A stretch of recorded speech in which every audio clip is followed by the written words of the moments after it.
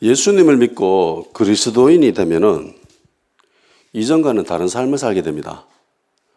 태어날 때부터 예수님 믿는 집안에서 태어났으면은 그 차이점을 별로 느낄 수 없는데, 살아가다가 예수님을 알게 되고 예수님을 영접해서 살게 되면은 분명하게 그 이전과 그 이후는 달라지게 되어 있습니다.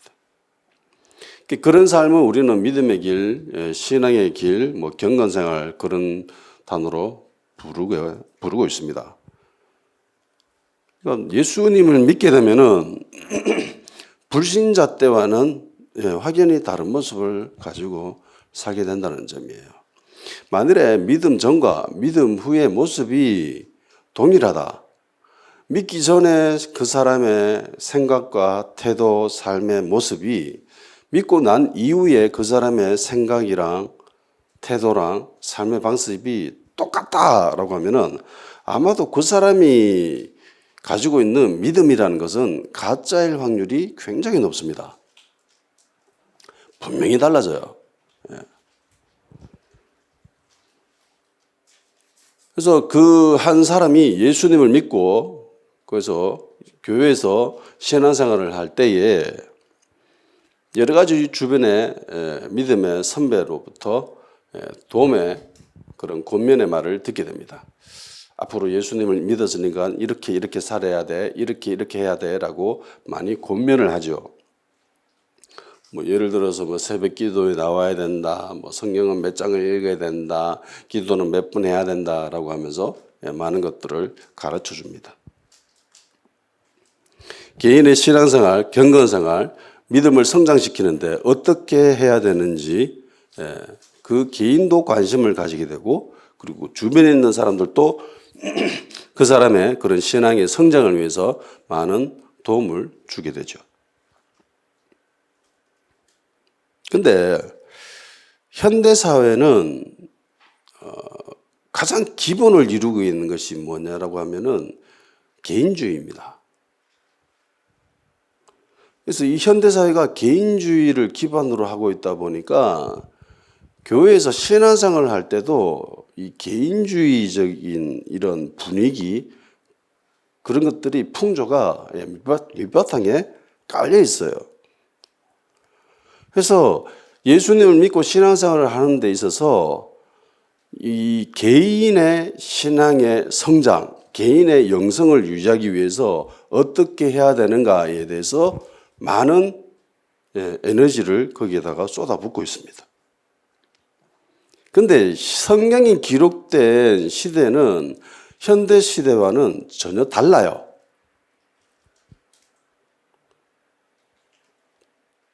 특별히 이 시대는 개인주의라는 말 자체가 없고 이 사회가 그야말로 공동체 중심의 사회입니다. 혼자 산다라는 것은 이건 상상도 할 수 없는 일입니다. 그러니까 만일에 혼자 살고 있다, 어떤 공동체에 속하지 않고 혼자 살고 있다라고 하는 것은 그 사람이 인간으로서 현격한 문제점, 치명적인 어떤 단점을 소유하고 있기 때문에 혼자 산다라고 인식을 한다는 거예요. 예를 들어서 질병, 전염병에 걸린, 문둥병에 걸린 사람은 혼자 살아야 되죠. 성 밖에 나와서 혼자 살아야 됩니다. 그리고 도덕적으로 어떤 치명적인 결함을 가지고 있을 때, 그럴 때 공동체가 그 사람을 축출해버리죠. 저 사람은 우리와 같이 살아서는 안 되는 존재야라고 축출해버립니다. 그러니까 공동체로부터 축출당했다는 것은 사회적으로 그 사람은 죽은 것과 마찬가지입니다. 살고는 있으나 죽은 것과 거의 마찬가지 그런 상태예요. 그래서 당시 사람들은 공동체에 속하는 것을 굉장히 중요하게 여겼습니다. 그래서 로마 시민이다 라고 하는 건 굉장히 큰 자랑이에요. 자기 혼자 아무리 잘나고 그렇게 해도 공동체에 속하지 않으면 그 사람은 올바른 인간으로서 대우를 받을 수가 없었습니다. 지금 현재도 중동 지방에는 명예살인이라는 것이 일어나죠. 얼마 전에도 자기 딸을 죽여가지고 그걸 인터넷상에 올려가지고 막 자랑하는, 명예살인했다고 그렇게 자랑하는 그런 가족이 얼마 전에 나왔었죠. 예. 지금도 비일비재하게 일어납니다. 그쪽 지방은. 공동체가 훨씬 중요한 거예요. 개인보다는. 그런데 현대사회는 그렇지가 않습니다. 대한민국에 1인 가구가 몇 프로일까요? 잘 알고 계시네. 40%라고 합니다. 그게 절반이죠. 절반이 혼자 살고 있다는 겁니다. 혼자 먹고 혼자 싸고, 물론 싸는 건 혼자 싸죠. 혼자 TV 보고 혼자 밥 먹고 혼자 잠자고 혼자 삽니다. 시장은 거기에 맞춰가지고 반응을 하죠. 시장에나 마트 가면은 혼자만을 위한, 혼자 개인을 위한 그런 패키지 상품들이 굉장히 많습니다. 먹을거리 딱 1인분만 이렇게 딱 포장해가지고 그렇게 팔고 있잖아요. 혼자 사는데 전혀 불편함이 없습니다. 쿠팡 시키면 뭐 새벽에 배달 딱 앞에 와 있고, 요즘은 뭐 몇 시간 안에 배달도 해주잖아요. 혼자 사는데 전혀 문제가 없습니다. 돈만 있으면. 돈만 있으면 혼자 사는데 아무런 지장이 없습니다. 아주 편하게 살아갈 수 있습니다. 옛날에는 혼자서는 살 수가 없어요. 사회 구조 자체가 그랬습니다. 서로 도와야만 살 수 있는 그런 구조였고 그런 문화 속에서 살고 있었습니다. 그런데 지금은 뭐 혼자 살아도 전혀 불편함이 없죠. 서로 도와주던 것들이 이제 다 돈으로 해결 가능하기 때문에 그렇습니다. 해서 현대사회는 더 이상 관계를 맺을 필요가 없게 된 거죠. 사람이 관계를 맺는다라고 하는 것은 많은 에너지를 소비합니다. 관계를 맺는 데 있어서 서로 격식을 차리고 인격체로서 서로 존중해 주면서 그렇게 관계를 맺어 가야 하잖아요. 자기 마음대로 할 수 없잖아요. 심지어 요즘은 동물도 자기 마음대로 하면은 붙잡혀가는 세상인데 사람을 그렇게 함부로 대하면은 난리 나죠. 특히 뭐 함부로 대하는 그런 갑질이라는 그런 문화, 지금은 그랬다간 큰일 납니다. 그죠? 근데 바이러스로 인해 가지고 이런 경향성이 점점 더 심해졌습니다. 비대면 시장이 굉장히 커졌지요. 이제는 뭐 얼굴도 안 마주치고 그렇게 살 수 있는 그런 사회가 되어버렸습니다. 비대면을 추구하죠. 예배도 비대면입니다. 서로 마주 대하지 않고 그렇게 예배를 드린대요. 그렇게 신앙생활을 한대요. 할 수 있대요. 올바른 건전한 그리스도인이라고 하면은 이렇게 신앙생활을 쭉 지속되는데 굉장히 불편함을 느끼거나 꺼림직하거나 일종의 죄책감도 가지게 될 겁니다. 그런데 이 바이러스라고 하는 이런 상황이 우리의 이런 찝찝함을 다 날려버리면서 정당화시키죠. 바이러스니까 어쩔 수 없잖아. 해도 돼. 이래서 점점 관계를 맺는 것이 관계를 안 맺어도 되는 그런 상황으로 우리는 빠져들고 있습니다. 이전에도 이런 경향성은 있었거든요. 개인주의 사회다 보니까 부딪히기 싫은 거라, 섞이기 싫은 거라. 그래서 사람들이 조그마한 교회는 안 와요. 큰 교회를 가죠. 아주 큰 교회 가서 수백 명, 수천 명이 예배드리는, 수만 명이 예배드리는 그곳에 군중 속에 혼자서 그렇게 앉아 있습니다. 예배를 드리죠. 그리고 예배가 끝나면은 집으로 돌아갑니다. 누구의 간섭도 받지 않고. 예수님을 믿었기 때문에 신앙인으로서의 그런 책임감, 의무감이 옵니다. 예배는 드려야 된다라고 하는. 예배는 드려야 되는데 저 인간은 꼴 보기 싫고 관계에 얽히기 싫고 그냥 혼자서 신앙생활 하고 싶다. 이런 생각들이 굉장히 많았었거든. 그래서 사람들이 대형 교회를 가는 거죠. 거기 있으면 나는 눈에 띄지 않는 거니까. 누구와도 섞이지 않고 힘들게 관계를 맺을 필요도 없고 그렇게 있다가 예배 드리고 신앙적인 책임감을 다했기 때문에 나는 만족감을 느끼고 집으로 갈 수 있는 거죠. 불편하고 힘들게 사람들과 관계를 맺을 필요 없이 편안하게 신앙생활을 할 수 있었습니다. 지금은 더 좋아졌죠. 집에서 이제 영상 틀어놓고 예배 드려도 되는 시대니까. 그 누구도 뭐라 하지 않으니까. 예전에 청년부 회장으로 섬겼을 때에 회장이니까 11시 예배에 드리는 청년들 중에 청년부 예배는 안 오고 11시 예배만 드리고 집으로 가버리는 애들이 꽤 많았었거든. 그래서 걔네들을 이제 붙잡아가지고 이제 우리 청년부 예배로 오세요라고 이렇게 홍보를 하는. 11시 예배 딱 마치면은 제일 먼저 나가가지고 앞에서 청년들 딱 보면은 예배한다 이러면서 이렇게 그랬던 시절이 있었습니다. 대부분 청년들은 그냥 집에 가죠. 집에 갑니다. 안 들어요. 관심 없어요. 이러면서 가버립니다. 몇몇 애들은 잡혀가지고 왔던 사람들도 있었어요. 그 사람하고는 지금도 관계를 맺고 있지만. 한 청년이 질문을 했습니다. 저한테. 주일날 교회에 와서 예배를 드렸는데 제가 왜 청년부에 가서 예배를 또 드려야 됩니까? 그 청년이 질문을 하더라고 나한테. 그래서 즉각적이고 확고하게 답을 할 수가 없었습니다. 같은 청년이니까 예배 드리면 좋잖아요 라고 이야기만 하고 얼마 부리고 그냥 끝났거든. 그러고 근데 생각을 해봤지. 왜? 뭐 예배 드렸잖아.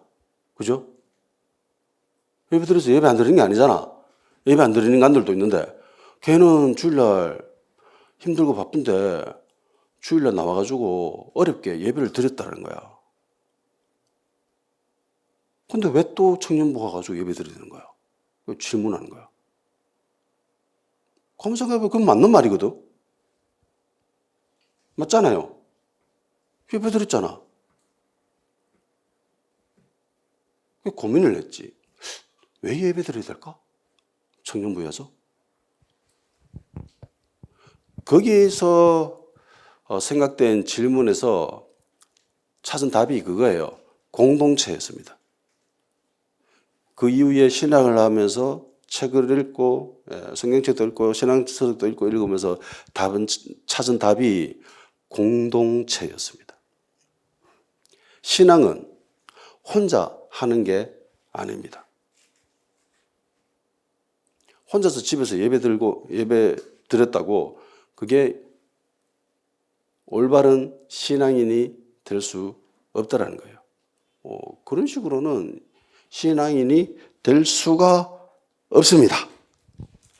예수님은 베드로에게 음부의 권세가 이길 수 없다라고 하면서 교회를 말씀하셨죠.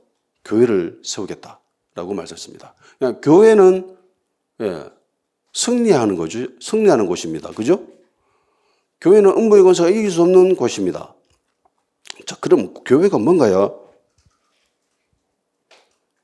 헬라어로 에클레시아라고 되어 있는데 이 말의 뜻이 모임, 집회, 무리, 회중, 그러니까 예수 믿는 사람들이 모여 있는 것을 에클레시아라고 한 거예요. 교회라고 한 거예요. 그러니까 사람들이죠. 공동체입니다. 그러니까 공동체로서의 교회인 거예요. 혼자 아니에요. 혼자 아무리 신앙생활 잘한다고 그게 교회가 될 수 없다는 겁니다. 혼자서는 그러니까 마귀를 이길 수 있어요, 없어요? 음부의 권세를 이길 수 없습니다. 분명합니다. 베드로전서 5장 8절에 이런 말씀 있죠. 근신하라 깨어라 너희 대적 마귀가 우는 사자같이 두루다니며 삼킬 자를 찾나니 라고 되어 있습니다. 그러니까 사자가 누구를 삼킬까 이러면서 이렇게 온데로 돌아다니며 찾고 있다는 거예요. 아, 찾기만 해봐라 삼켜버려야지 라면서 돌아다니고 있다는 겁니다. 사자는 무엇을 노릴까요? 동물의 왕국이나 TV 같은 거 보면 사자가 사냥하는 장면이 나옵니다.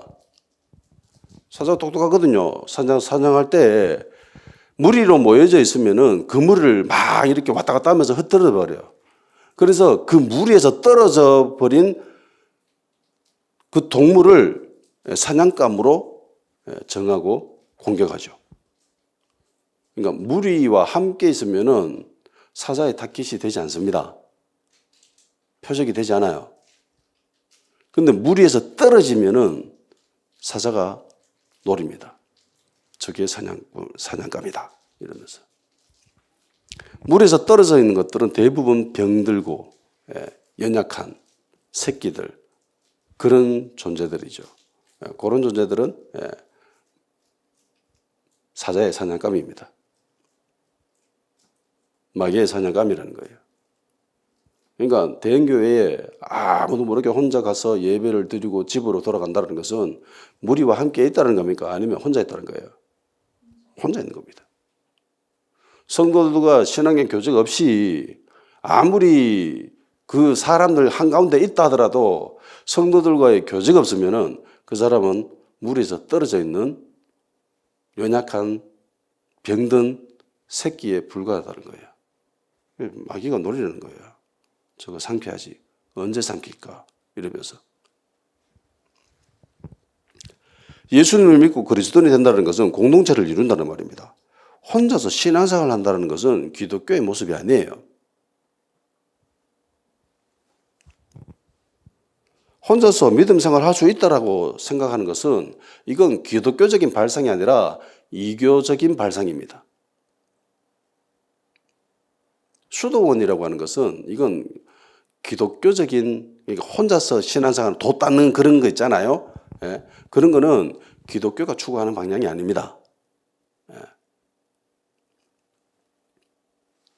절에나 이런데 뭐 도교나 이런 거는 혼자 도 닦죠. 산 속에 들어가가 동굴에 처박혀가지고 뭐 20년 동안 수련했다 이러면서 계룡산에서 20년 동안 돌을 닦고 나와서 그 사람 돌을 닦는데 혼자서 닦아요? 아니면 여러 명이서 같이 닦아요? 혼자 닦아요. 맨날 돌 가져와가지고 그 돌을 닦으면서 20년 동안 돌을 닦았대. 20년 동안 굳이 닦을 필요가 어딨노? 세척기 돌려도 되는데 혼자 사는 거예요. 그런 식으로 하는 게 이교적이고 사이비적인 거지 기독교는 절대로 그렇게 혼자 사는 게 아니라는 겁니다. 아멘? 신앙생활을 하는데 그리스도인들이 가장 주의를 기울이고 경계심을 갖는 것이 바로 죄일 겁니다. 범죄하는 것. 죄에 대한 경각심, 죄에 대한 태도 이런 것들은 교회에서 굉장히 중요시 여기죠. 신앙생활을 하는데 예수 믿고 신앙생활을 하는데 예수 믿기 전이나 예수 믿고 난 뒤나 죄에 대한 개념, 죄에 대한 생각 그런 것들이 똑같다라고 하면은 그 사람은 예수 믿는 사람이 아니라는 겁니다. 반드시 예수님을 믿게 되면은 죄에 대한 그 촉각이 아주 예민하게 발달됩니다. 하나님이 불어 넣어 주시는 거기 때문에 그건 자연스럽게 일어나요. 그걸 죄를 자기가 어떻게 다가가는가? 그거는 개인의 문제인 거죠. 죄를 사랑하고 그 유혹을 기뻐하고 그러면은 그냥 같이 더불어 그냥 죄를 저지르는 거고 하나님의 마음이 들어와서 내가 이래서는 안 되지. 내가 예수님을 믿는데 이래서는 안 되지라고 하는 것은 그것은 자기 스스로 십자가를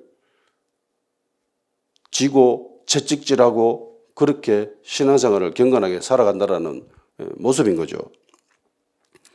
이런 죄를 이기고자 하는 일련의 모습을 우리는 경건의 삶이라고도 이야기를 합니다.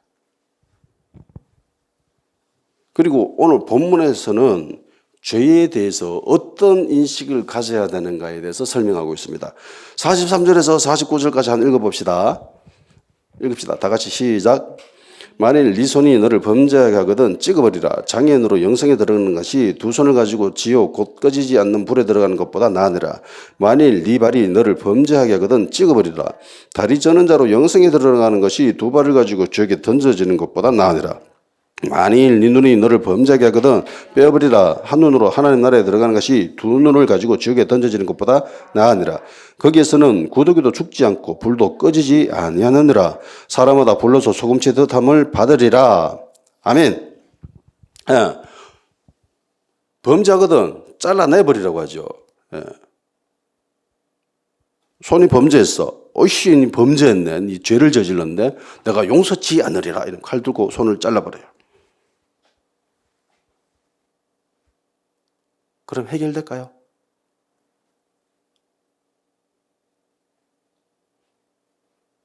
이 발이 범죄를 한 곳에 가나, 이 발을 잘라버려야지. 이러면 발을 탁 잘라버렸습니다. 그러면 죄를 짓지 않을까요? 이 눈이 이게 범죄를 했나? 야, 눈 빼 없애버려야지. 빼 없애버렸습니다. 이 생각, 이 나쁜 생각 봐라. 이래서 안 되지. 뇌를 잘라 없애버려야지. 이러면서 뇌를 잘라 없애버렸습니다. 머리 잘랐어요. 에? 죽잖아요.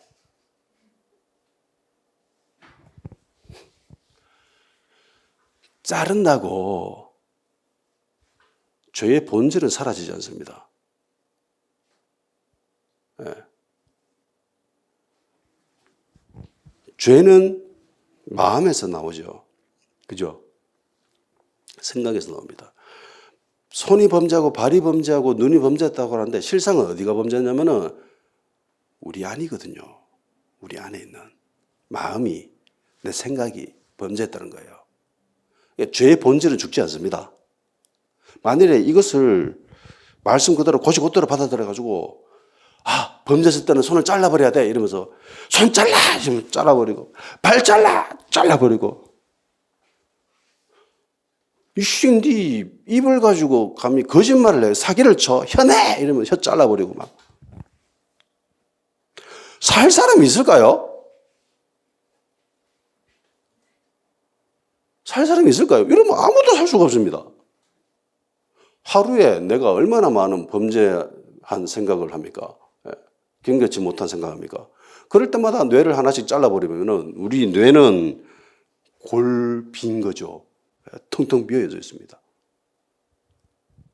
이거는 죄를 지었을 때 잘라버리라는 말이 아니죠. 이건 말씀 그대로 받아들이는 것은 이건 정말 어리석은 짓이에요. 이 말씀은 말씀 그대로 받아들이는 게 아니라 죄에 대해서 얼마나 철저하게 인식해야 되는가라고 하는 그런 상징성을 보여주는 거죠. 네 이만큼 철저하게 죄에 대해서 경계해야 된다. 죄에 대해서 철저하게 자각을 해야 돼. 절대로 저질러서는 안 되는 것이 죄야. 라는 것을 상징적으로 보여주는 거죠. 이해가 되십니까? 그죠? 그러니까 죄에 대해서 철저하게 경계해야 되고 자각심을 가지고 경계를 해야 된다. 그리고 경건한 삶을 살아가야 돼. 라는 것을 보여주기 위한 그런 말씀이죠. 그러면 그리스도인들이 왜 죄에 대해서 철저해야 되는가? 왜 경건함을 살아야 되는가? 예수 믿고 뭐 좀 범죄할 수도 있지. 사람이 죄를 안 짓는 사람이 어디 있나? 라고 생각을 하잖아요. 근데 오늘 본문에 보면은 왜 죄에 대해서 철저하게 경계심을 가지고 경각심을 가지고 그렇게 대해야 되는가? 뭐 때문에 그렇게 하라고 이야기하십니까? 지금 본문에서 한번 찾아봅시다. 네, 우리가 정말 싫어하는 지옥이 있습니다. 근데 오늘 본문 보면 약간 특이점이 있죠. 본문에 약간 특이한 점이 있습니다. 44절, 46절, 44절, 46절에 뭐라고 됐습니까? 다 같이 읽어봅시다. 시작. 예, 없어요. 성경에 이렇게 없음이라고 되어 있는 것은 그런 거예요. 성경책마다 어떤 사본을 대상으로, 번역의 대상으로 삼고 그렇게 번역을 합니다. 그런데 이 개역 개정이 주 번역의 대상으로 삼았던 사본에는 요 구절이 기록되어 있지 않습니다. 그런데 재미나게도 킹 제임스 번역, KJV라고 하죠. 거기에는 요 구절이 들어가 있습니다. 그러니까 킹 제임스 번역은 다른 사본을 번역의 대상으로 삼은 거예요. 성경 원본은 없습니다. 원본 자체가 없어요. 그 원본을 필사한 사본들만 존재하고 있습니다. 어쨌든 이 킹 제임스 번역에는 44, 46절이 어떻게 기록됐냐면은 이렇게 돼 있어요. 그곳에는 그들의 벌레도 죽지 않고 불도 꺼지지 아니하느니라.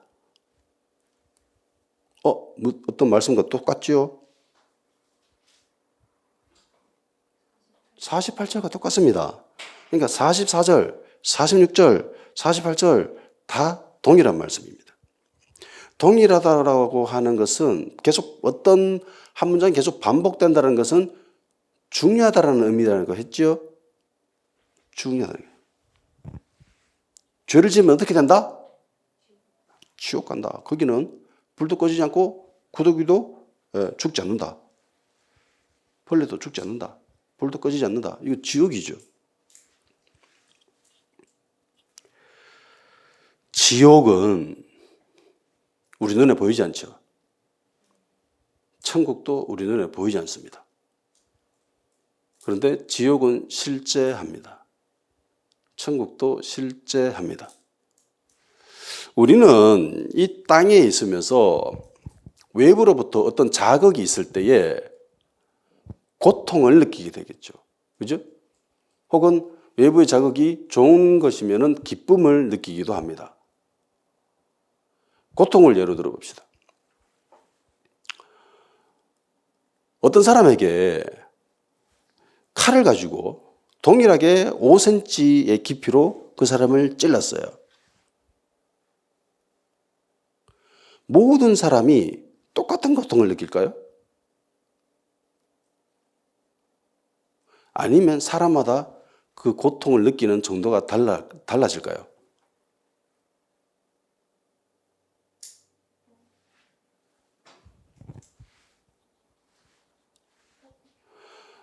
자, 마취당한 사람, 병원 수술실 들어가서 수술하는 사람입니다. 수술하기 전에 제일 먼저 하는 게 마취죠. 마취를 하고 칼을 집어서 쭉 폐를 갈라섭니다. 고통을 느껴요? 고통을 느끼지 않습니다. 사람들마다 고통을 느끼는 정도의 차이가 있습니다. 그 사람이 어떤 컨디션을 가지고 있느냐에 따라서 고통을 느끼는 게 달라요, 사람마다. 어떤 상황이나 어떤 환경의 변화로 인해 가지고 그 사람이 느끼는 게 달라요. 그래서 그런 사람들 있잖아요. 피부가 살짝만 스치기만 해도 면도칼로 그 사람을 자르는 듯한 고통을 느끼는 사람이 있습니다. 난 이래도 아무런 고통을 못 느끼거든요. 이래도 막 끌고도 고통을 못 느껴요. 근데 그 사람은, 그 질병에 걸린 사람은 살짝만 끌려도 면도칼로 그 사람을 자르는 듯한 그런 고통을 느낀답니다. 치유하는 방법도 없어요.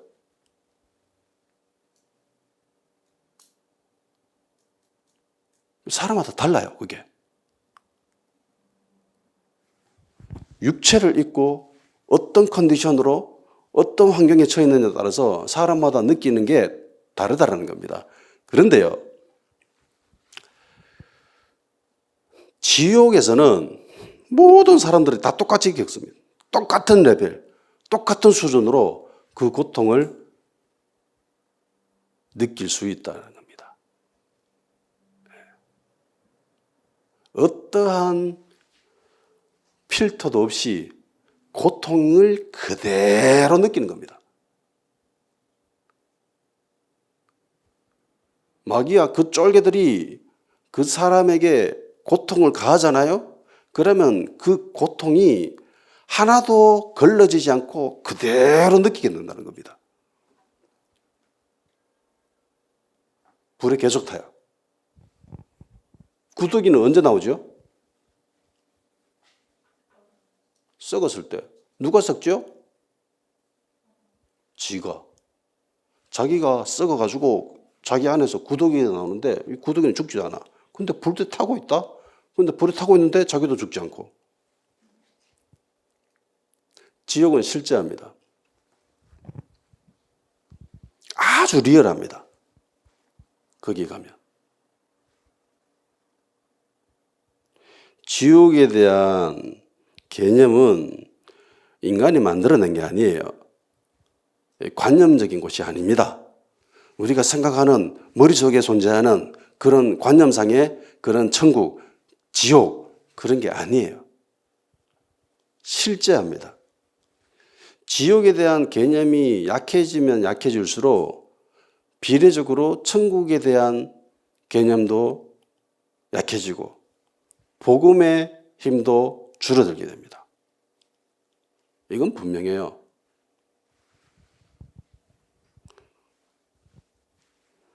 지옥은 하나님이 인간을 위해 만든 곳이 아닙니다. 지옥이란 것은 인간이 종교적으로 지어낸 것도 아닙니다. 지옥은 하나님이 만드셨어요. 그리고 하나님이 인간을 위해 만든 것이 아닙니다. 하나님이 누구를 위해서 만들어 놓았을까요? 예, 마귀죠. 마태복음 25장 40절 41절 임금이 대답하여 이르시되 내가 진실로 너에게 이르노니 너희가 여기 내 형제 중에 지극히 작은 자 하나에게 한 것이 곧 내게 한 것이니라 하시고 또 왼편에 있는 자들에게 이르시되 저주를 받은 자들아 나를 떠나 마귀와 그 사자들을 위하여 예비된 영영한 불에 들어가라. 아멘. 그러니까 지옥이라는 것은 인간을 위해서 만들어 놓은 곳이 아니라 마귀들 때문에 만드는 거죠. 하나님을 향해서 대적했던, 대항했던 그 사탄과 그 무리들을 위해서 만들어 놓은 것이 지옥입니다. 지옥은 실제합니다. 그러니까 죄에 대한 경각심을 가져야 된다. 죄에 대해서 철저해야 된다라고 하는 것은 지옥이 있기 때문에 철저하게 죄에 대해서 경각심을 가지고 경계해야 된다라고 하는 거죠. 보통 우리가 죄라고 하면은 죄에 대한 반대편에 있는 곳을 경건생활이라고 많이 이야기합니다. 네가 얼만큼 경건생활을 하고 있느냐라고 하는 것은 그만큼 죄에서 얼마만큼 멀어져 있는가라는 그런 말과 동일한 것이죠. 대체로 경건생활이라고 했을 때 사람들은 이렇게 생각을 합니다. 그 이미지 자체가 이래요. 성경책을 몇 장 읽었는지, 아침에 일어나가 큐티는 했는지 안 했는지, 새벽 기도는 했는지 안 했는지, 기도는 하루에 몇 시간 했는지, 거짓말을 했는지 안 했는지, 욕을 했는지 안 했는지, 신화서적을 얼마나 읽었는지, 기독교 서점 얼마나 자주 가봤는지 뭐 이런 것들을 가지고 그 사람이 경건생활을 했나 안 했냐 뭐 이런 기준으로 많이 삼고 있죠.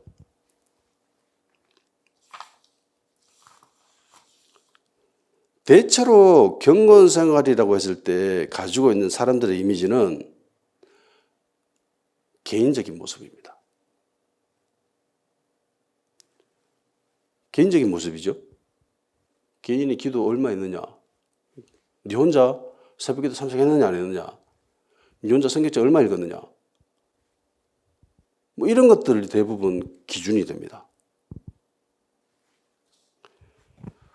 오늘 다루었던 본문의 43절에서 49절에 나오는 이 죄에 대한 경각심, 경계심, 반대로 경건생활을 추구해야 된다라고 하는 이 부분이 많은 사람들이 생각하기를 이거는 개인의 영역이다라고 많이 생각합니다.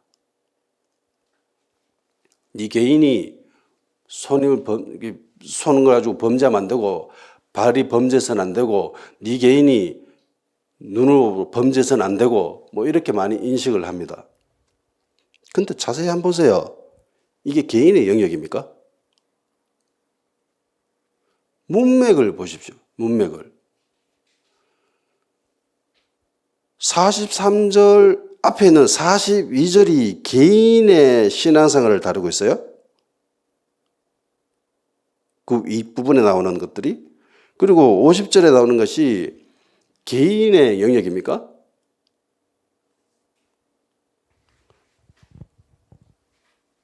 아닙니다. 여기는 공동체 영역이에요. 공동체에 관해서 이야기를 하면서 나온 말씀이 이 말씀이에요. 우리 지난 시간에 살펴봤잖아요. 요한이 저쪽 그룹과 이쪽 그룹, 우리 그룹이 있는데 쟤들은 우리를 따르지 않고 막 예수님으로 귀신을 쫓아냈는데 그래서 못하게 금지했대. 근데 예수님은 금지하면 안 된다라고 이야기를 하셨잖아요. 그죠? 그러니까 예수님이 무슨 말씀을 하냐면은 그리스도에게 속한 자들이 어떤 관계를 맺어야 되는가에 대해서 설명하고 계시는 거예요. 그러면서 이야기를 하시잖아요. 그리스도에게 속한 자 중에 지극히 작은 자에게 물 한 잔만 대접해줘도 결단코 상을 잃어버리지 않는다. 그죠? 그리고 이어서 하신 말씀이 그리스도에게 속한 자들 가운데 작은 자에게 실족하게 한다면은 아싸리 니는 그냥 돌 매달아 가지고 바다에 빠져 죽는 게 낫다 라고 말씀하시는 거예요.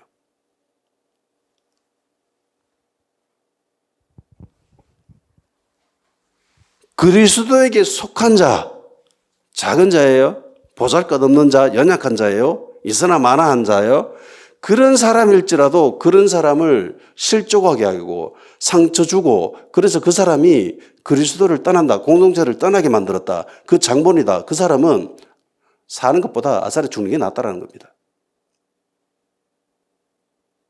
왜 이런 말씀을 하셨을까요?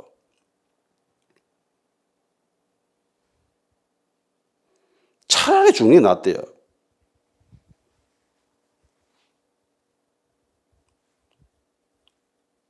그러면서 이어서 하신 말씀이 이 죄에 대한 이 파트예요. 그러니까 손을 자르고 발을 자르는 거, 눈을 빼버리는 거, 이러한 것이 개인의 영성을 다루는 곳이 아니라 관계를 다루는 거예요. 성도들과의 관계.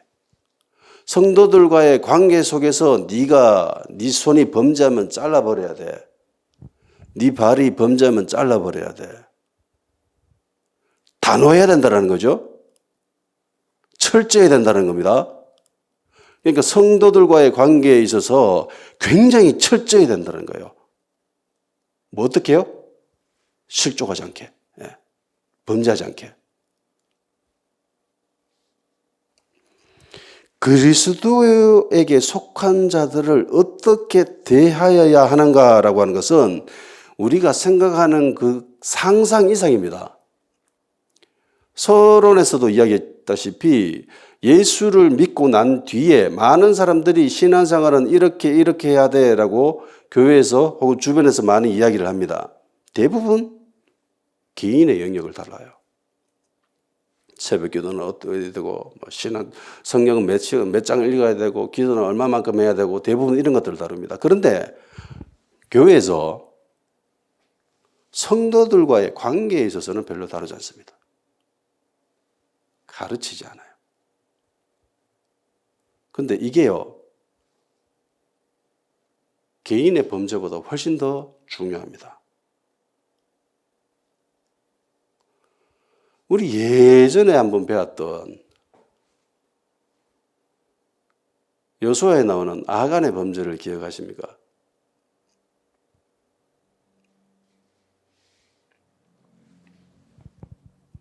여리고성이 무너질 때에 모든 것을 다 하나님이 헤레마라고 하셨죠.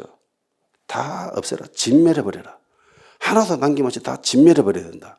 라고 얘기합니다. 근데 아간이 보고 너무나 이뻐 옷이. 금덩어리 보고 이게 막 눈이 뒤집어지는 거야. 그래서 그 옷과 그 금과 은덩어리를 몰래 숨겨놓죠. 만일에 이 범죄가 개인의 범죄였으면은 아간과 그 가족이 이렇게 처참하게 다루어지지는 않았을 겁니다. 그런데 이게 아간의 범죄가 개인의 범죄였어요? 아니면 공동체의 범죄입니까? 공동체에 영향을 주죠. 아간이 죄를 저질렀을 뿐인데 그 결과는 어떻게 돼요? 그 범죄의 결말이 어떻게 됩니까? 이스라엘이 전쟁에서 지잖아요. 엉뚱한 사람이 죽습니다. 그러니까 아간의 범죄는 개인의 범죄가 아닌 거예요. 공동체가 범죄하는 겁니다. 그러니까 하나님이 굉장히 심하게 다루신 거예요. 그런데 교회는 반대로 지금 생각하고 있습니다. 개인의 범죄는 철저해야 된다라고 이야기하면서 성도들끼리의 범죄에 있어서는 별로 대수롭지 않게 여기는 것 같아요. 성도들을 향해서 함부로 그렇게 다루는 거 별로 대수롭지 않게 생각하는 것 같습니다. 어떻게 하냐고요? 주변에서 싸우는 교회 널려 있는데 얼마든지 볼 수 있잖아요. 주변에서 싸우는 교회. 장로가 목사 못 잡아먹어서 안달입니다. 저 목사 저거 꼴 보기 싫어 죽겠는데 어떻게 쫓아내지? 이러면서 재판 걸고 소송하고 맨날 거짓거리 하고 있습니다. 교회가. 목사는 또 지나요. 내가 저 인간한테 질 수 없지 이러면서 막 고소하고. 예. 신앙의 위대한 선배 중에 한 분이었던 주기철 목사님이라고 하시는 분이 계셨죠.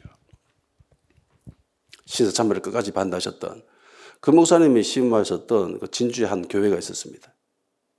어떤 목사님 와서 설교를 하시는데 예수 믿는 사람이 싸우기 시작하면은 세상 사람들이 두 손 두 발 다 듣는답니다. 이야, 저 인간들한테 못 당하겠다 이러면서 그 교회가 싸웠대요. 패 나눠가지고 서로 이쪽 패 나눠가지고 막 싸우는데 어떻게 싸웠는지 아세요? 변소에서 똥물 퍼와가지고 똥물 서로 뿌리면서 싸웠답니다. 인간이 이길 포기한 건가? 똥물을 서로 퍼붓대요. 예수 믿는 사람들이잖아. 공동체, 성도들인데 성도들끼리 그렇게 했대요. 근데 충분히 이해가 되는 게 주변에 교회가 싸우고 서로 싸우는 모습을 보면은 충분히 저럴 수 있겠다 싶은 생각이 들어요. 진짜 살벌하게 싸웁니다. 예. 목숨 걸고 싸워요. 마치 마귀를 대적하는 것처럼 싸워요. 저 목사 저거는 마귀야. 이러면 저 장로 저거는 마귀야. 이러면서 서로 마귀라고 이야기하면서 그렇게 싸웁니다. 대한민국에 있는 교회들, 엄청나게 많은 교회들이 이래 싸워가지고 갈라졌습니다. 물론 좋은 모습으로 나뉘어진 곳도 많아요. 그런데 그렇게 안 좋게 서로 죽일 듯이 싸우는 교회도 많습니다. 왜냐하면 내가 본 것만 해도 꽤 많거든. 내가 교회 몇 군데 안 돌아다니고 내가 이렇게 우물 안에 개구리처럼 살잖아요. 그럼에도 불구하고 그런 것들을 꽤 많이 봐요.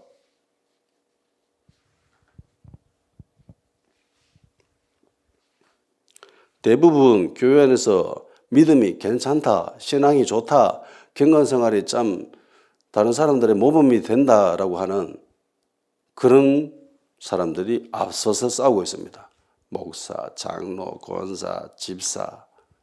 새 신자들이 싸우는 모습은 별로 못 볼 수가 없습니다. 새 신자들은 잘 안 싸워요. 대부분 교회에서 굉장히 비중 있는 사람들이 그런 사람들이 앞장서서 싸우죠. 그런데 이거 굉장히 위험한 일입니다. 위험한 일이에요. 진짜 큰일 납니다. 예수님이 하신 이 지옥은 개인의 범죄를 이야기하는 게 아니라는 거예요.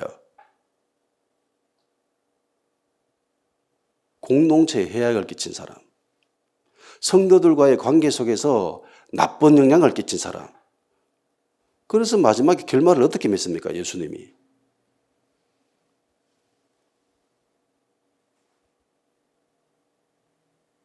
성도들 안에서의 관계는 한마디로 이야기합니다.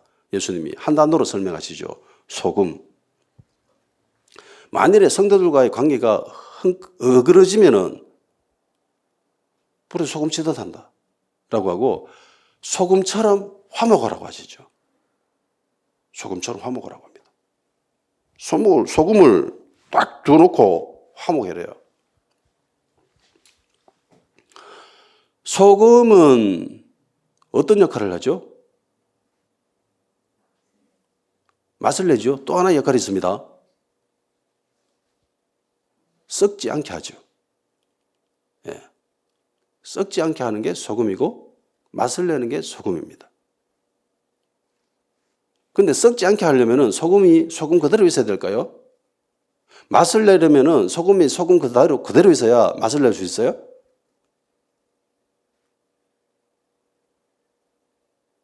아니죠. 소금이 사라져야 맛을 낼 수 있습니다. 고기를 굽는다고 소금을 쏙 뿌렸어요. 고기 위에 소금이 그대로 있습니다. 입에 넣는데 소금이 그대로 있어요. 녹지 않고. 그러면 맛을 못 내요. 소금은 녹아야 됩니다. 재료에도 녹아야 되고 입안에 들어갔을 때도 녹아야 돼요. 소금이 코팅돼 가지고 안 녹는다. 그럼 맛을 낼 수 있습니까? 맛을 못 내요. 소금은 사라져야 됩니다. 자기를 희생해야, 그래야 맛을 낼 수 있어요.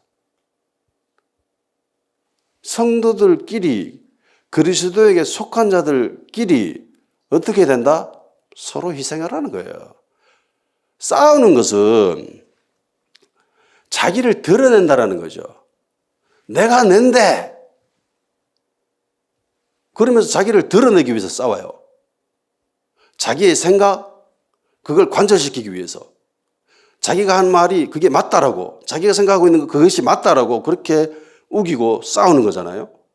자기 생각이 틀렸다고 하면 싸울 필요가 있습니까? 자기를 드러내지 않는 사람은 절대로 싸우지 않습니다. 싸우는 사람은 꼭 자기를 드러내는 사람이 싸워요. 자신을 희생하려는 사람은 싸울 필요가 없어요. 희생하면 되는데 뭐.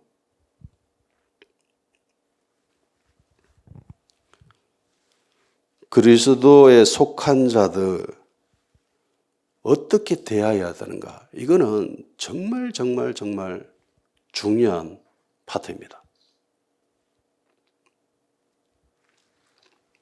주님은 서로 사랑하라, 서로 화목하라고 했는데 그러지 못한 교회가 안타깝게도 있습니다. 형제들끼리 사이 좋게 지내야 돼요. 성도들끼리 사이 좋게 지내야 됩니다. 형제를 사랑하지 않으면 어떻게 되는가? 공동체에 범죄를 저지르면 지옥에 간다고 하죠. 그러면 성도를 사랑하지 않는 것, 이게 죄를 저지르는 것과 사랑하지 않는 것은 약간 별개의 문제잖아요. 그죠? 약간 거리감이 있잖아요. 그러면 형제를 사랑하지 않으면 또 어떻게 될까요? 형제를 향해서 실족해 하고 범죄를 저지르면 지옥 간다고 합니다. 예. 그곳으로 간다라고 하죠. 그러면 형제를 사랑하지 않으면 어떻게 되는가? 요한일서 3장 10절에서 18절 말씀을 한번 봅시다.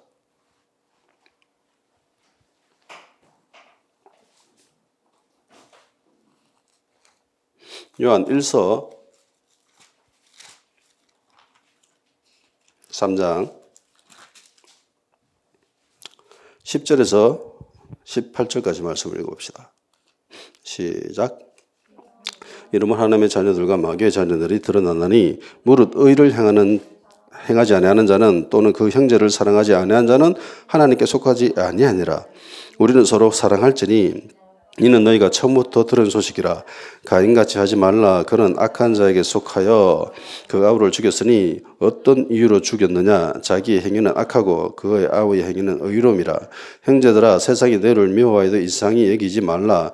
우리는 형제를 사랑함으로 사망에서 옮겨 생명으로 들어간 줄을 알거니와 사랑하지 아니하는 자는 사망에 머물러 있느니라. 그 형제를 미워하는 자마다 살인하는 자니 살인하는 자마다 영생이 그 속에 거하지 아니하는 것을 너희가 아는 바라. 그가 우리를 위하여 목숨을 버리셨으니 우리가 이로써 사랑을 알고 우리도 형제들을 위하여 목숨을 버리는 것이 마땅하니라. 누가 이 세상의 재물을 가지고 형제의 궁핍함을 보고도 도와줄 마음을 닫으면 하나님의 사랑이 어찌 그 속에 거하겠느냐. 자녀들아, 우리가 말과 혀로만 사랑하지 말고 행함과 진실함으로 하자. 아멘. 형제를 사랑하지 아니하는 자는 하나님께 속한 자입니까? 마귀에게 속한 자입니까? 마귀에게 속한 자. 이게 요한이 적은 거예요. 요한은 그 전에 성도들, 그러니까 자기 그룹에 속하지 않은 다른 그룹, 다른 교회에 있는 성도들을 향해서 너희들은 그렇게 이적과 기적을 베풀면 안 돼! 이러면서 금했던 사람이어지죠. 그리스도에게 속한 자들을 어떻게 대우해야 되는가에 대해서 알지 못하고 있었습니다. 그런데 예수님으로부터 깨달은 거죠. 그런데 요한은 사랑의 사도로 변화됩니다. 옛날에는 진짜 성격이 불같았거든. 그래서 별명이 우레의 아들이야. 번갯불에 콩 꼽아 묻겠다 이러면 그런 별명을 가질 정도로 성격이 급한 사람이었고 극단적인 사람인데 요한은 이렇게 사랑의 사도로 변화됩니다. 서로 사랑하라. 요한이 남긴 메시지는 하나밖에 없어요. 서로 사랑하라. 서로 사랑하지 않으면 그 사람은 하나님께 속한 자가 아니고 마귀에게 속한 자고 그 사람 안에는 영생이 없다.